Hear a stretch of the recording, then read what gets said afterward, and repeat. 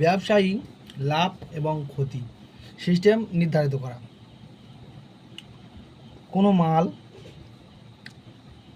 ধরো 1 টাকা কিনছি এবং বিভিন্ন রকম মাল এবং তারপর যে ছাড়টা দেওয়া হয়, সেই ছাড়টা কীভাবে বুঝবো এবং কত টাকা ছাড় হবে? একটা বিল বানাই।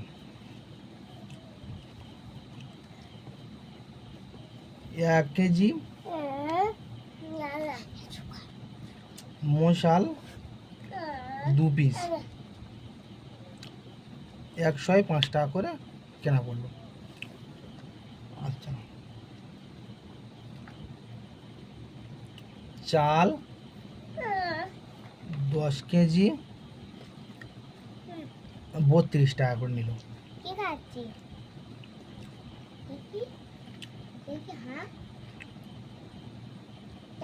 চিনি 2 কেজি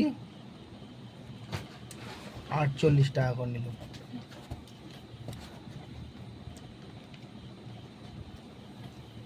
সুজি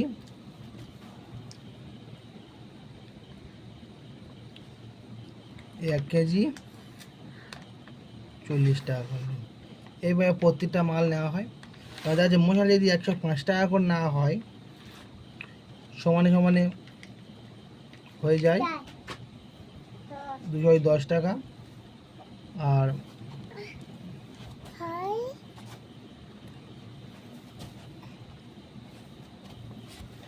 চালের দাম পড়ে যায় 320 টাকা, সুজির দাম পড়ে যায় 96 টাকা,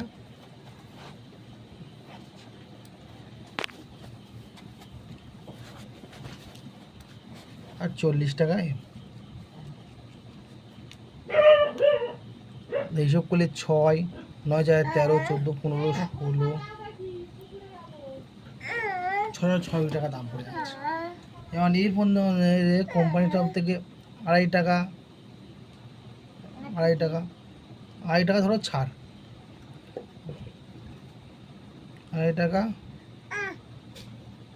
ছাড়। তাহলে এটা কীভাবে নির্ধারিত করবো? তাহলে 66 ইন্টু 0.2,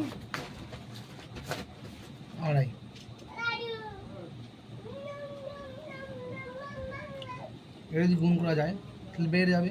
তাই আমি 8টা করে গুণ করছি। 66 আর 0.25, 5 6 5 30, 3 5 30, 33, 5 30, 33, 5 30, 3 33 ইন্টু 6 দুগুণে 12, 6 দুগুণে 12 একে 13, 6 দুগুণে 12 একে 13, 0 5 6 6 1, 2 টাকা পয়েন্ট।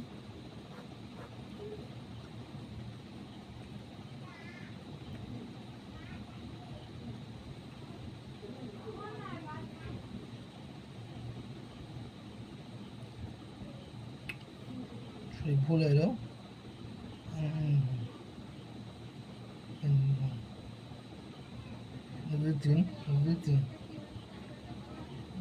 সরি একটু মিস্টেক হলো সুবিধাতে।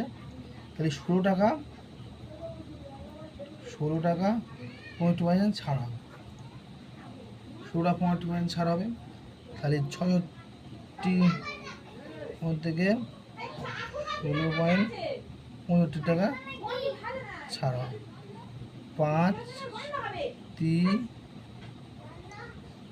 7 8 9 10 11 12 13 14 15 16 9 2 4 6। তাহলে আমার নোট বিল হবে 6449 টাকা 35 পয়সা। বোঝা গেল?